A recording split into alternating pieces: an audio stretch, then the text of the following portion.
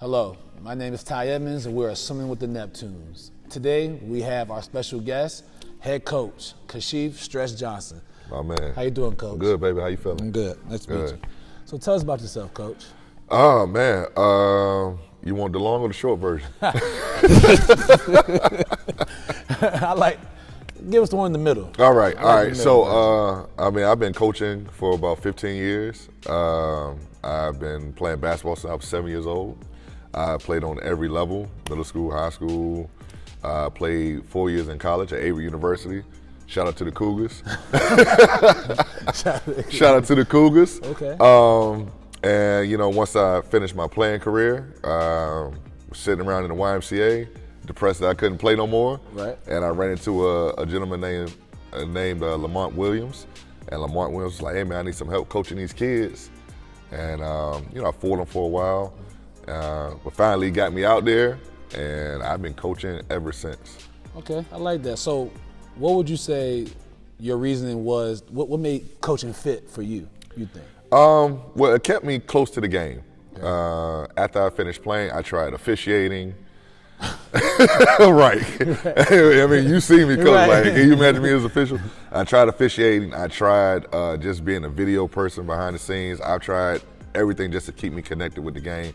And coaching stuck because of the player-coach relationships, the relationships between other coaches. It's like a big fraternity, man, and I love being a part of it. Right. So, when you say you played for, you said 17 years. Well, I played my first game when I was 7 years old. Right. So I played all the way through up till I was about 24, 25. Okay. So what would you say your style of play was? Oh, well, I grew up in the era of Kobe. Shout out to all my Kobe fans.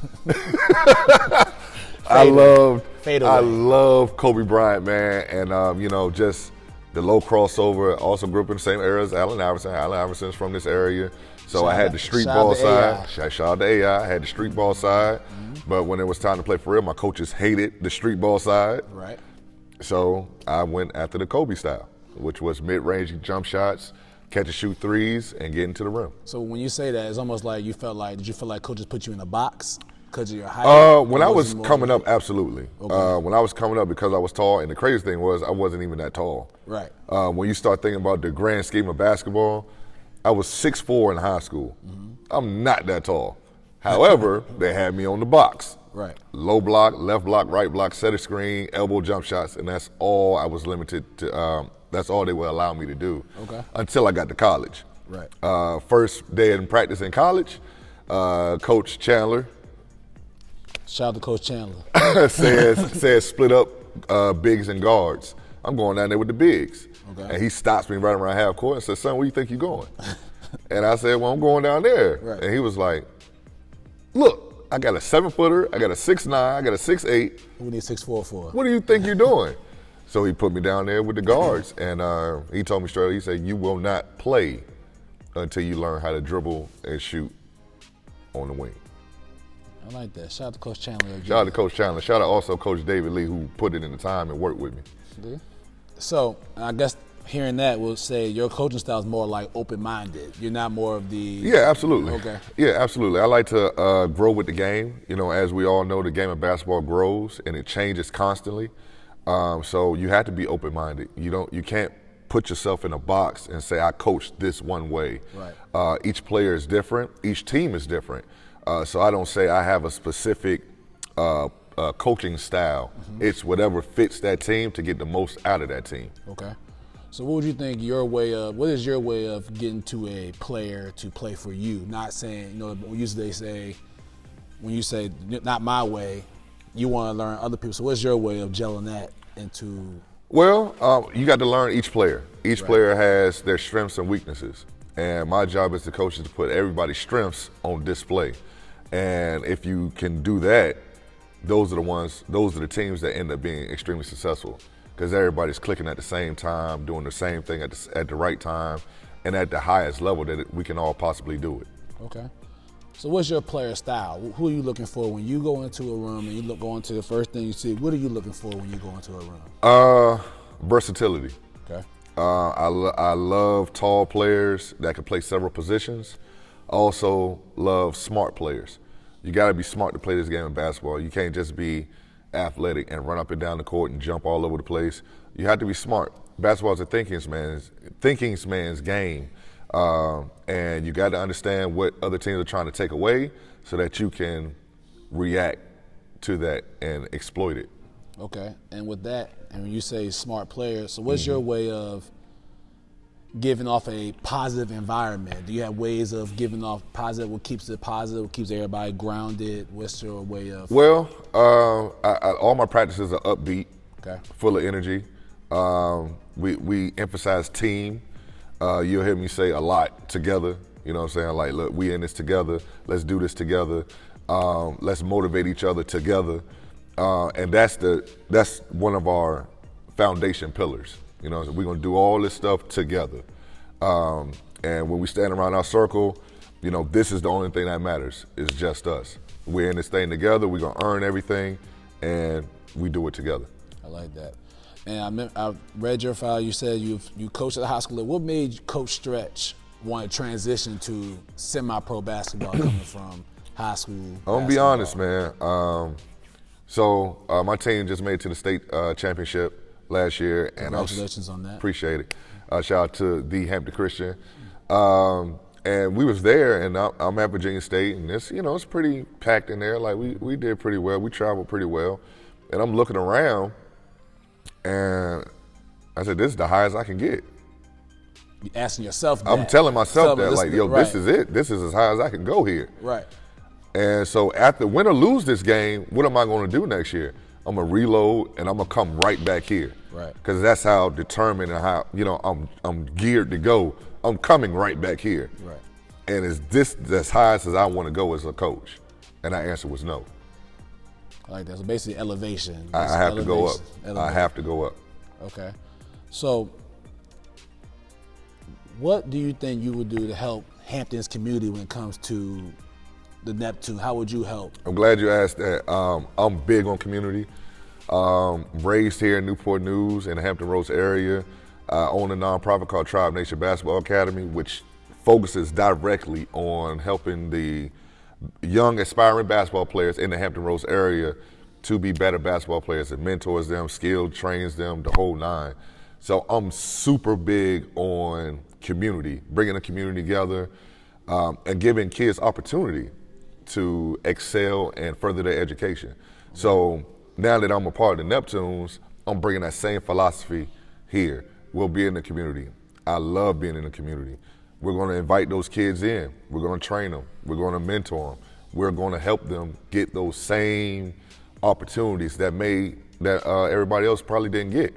We're going to give it to them. And I learned that some kids do better by visual, by Absolutely.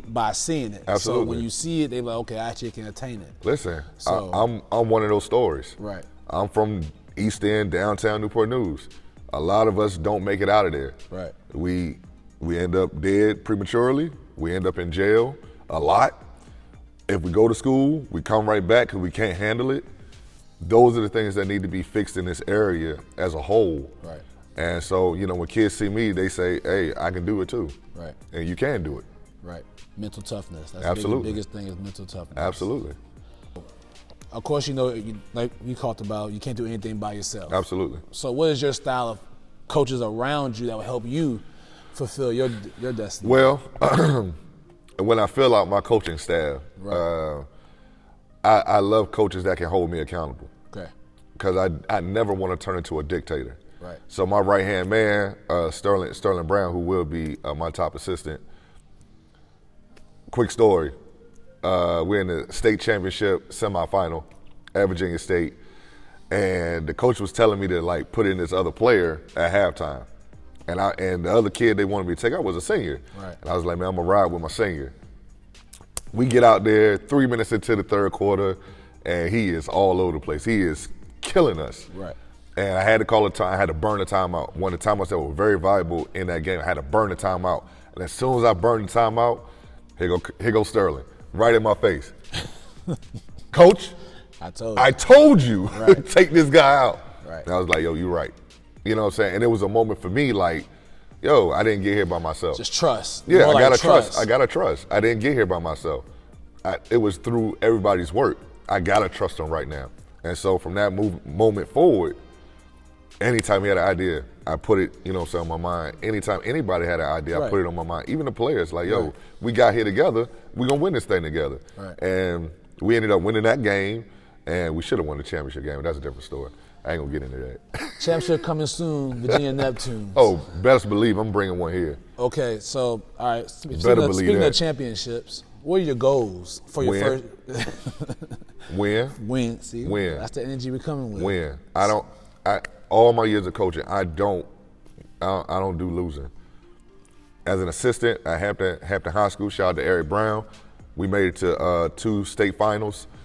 As an assistant at Menchville with Coach Ben Moore, the legendary Ben Moore, rest in peace, we made it to the conference finals. Listen, as a head coach at Williamsburg Christian, made it to the states. As a head coach at Hampton Christian, I made it to the state final. I don't do this losing stuff. Winning is only the option.